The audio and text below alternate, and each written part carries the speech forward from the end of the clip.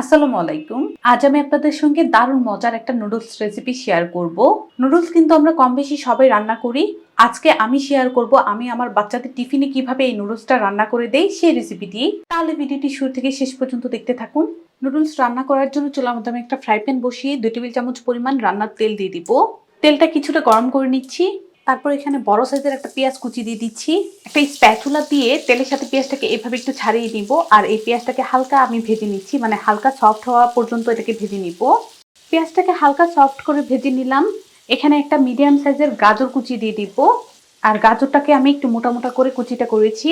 এই গাজর কুচিটা পেঁয়াজের সাথে কিছুক্ষণ ভাজবো। গাজরটাকে পেঁয়াজের সাথে 1 মিনিট আমি ভেজে নিলাম। আচ্ছা, নুডলসটা যদি কেউ একটু ঝাল ঝাল করে খেতে চান মরিচের পরিমাণ বাড়িয়ে দিবেন, আর ঝালটা কম খেতে চাইলে কিন্তু একটু কমিয়ে দিবেন। তো আমি আমার পরিমাণ মতোই ঝালটা দিয়ে দিলাম। আরও 1-2 মিনিট আমি এগুলোকে ভেজে নিয়েছি। এখন এগুলোকে এভাবে আমি একটু সাইড করে নিব। সাইড করে নিলাম।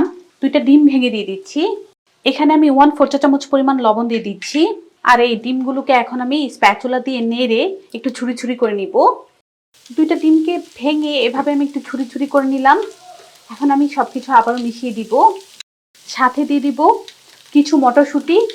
আর এই মটরশুঁটিগুলো কিন্তু আমি ফ্রেশ নিয়ে নিলাম। আপনাদের হাতের কাছে থাকলে দিয়ে দিবেন, না থাকলে স্কিপ করে নিলে হবে। এখানে 2টা সসেস আমি এভাবে স্লাইস করে নিয়েছি। এই সসেসগুলো দিয়ে দিব। সসেস দিয়ে যদি নুডলসটা রান্না করা হয় তাহলে কিন্তু খেতে ভালো লাগে।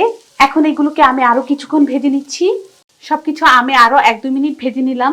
এখন এখানে 2টা নুডলস দিয়ে দিব। আর নুডলসটাকে এভাবে ভেঙে দিয়ে দিচ্ছি। এখন এখানে দিয়ে দিব 1.5 কাপ পরিমাণ পানি। 2টা নুডলসের জন্য কিন্তু আমার 1.5 কাপ পানি হলেই হবে। তাহলে কি হবে, নুডলসটা কিন্তু একটু মাখা মাখা থাকবে। আর মাখা মাখা থাকলে কিন্তু নুডলসটা খেতেও ভালো লাগে। স্প্যাচুলার সাহায্যে কিন্তু আমি সবকিছু মিশিয়ে দিচ্ছি। আর একটা ঢাকনা দিয়ে ঢেকে এভাবে আমি কিছুক্ষণ রেখে দিব। ঢাকনা দিয়ে ঢেকে রেখে দিয়েছিলাম পানিটা বলক আসার জন্য। যে পানিটা দিয়েছি এটা কিন্তু বলক চলে এসেছে।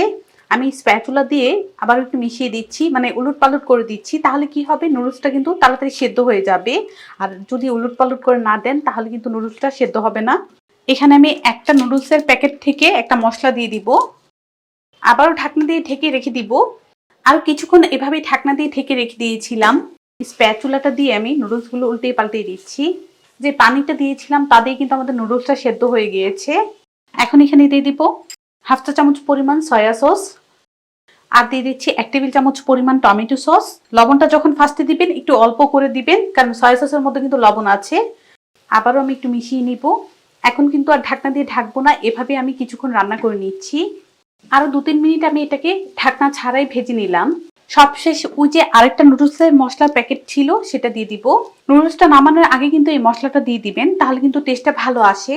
মশলাটা দেওয়ার পর স্প্যাচুলা দিয়ে মিশিয়ে নিচ্ছি। মশলাটা মিশিয়ে নিয়েছি। আর এখন আমি নুডলসটাকে চুলা থেকে নামিয়ে নিব। গরম গরমে আমি নুডলসটাকে পরিবেশন করে নিচ্ছি। বাচ্চাদের টিফিনে যদি এভাবে নুডলসটা রান্না করে দেন তাহলে কিন্তু অনায়াসেই খেয়ে ফেলবে। তাছাড়া বিকেলে চায়ের সাথে চা হিসাবে কিন্তু খেতে পারেন। অতিথি আপ্যায়নও কিন্তু এইভাবে নুডলসটা রান্না করে সার্ভ করতে পারেন। সবাই ভালো থাকবেন, সুস্থ থাকবেন, আমার জন্য দোয়া করবেন। আল্লাহ হাফেজ।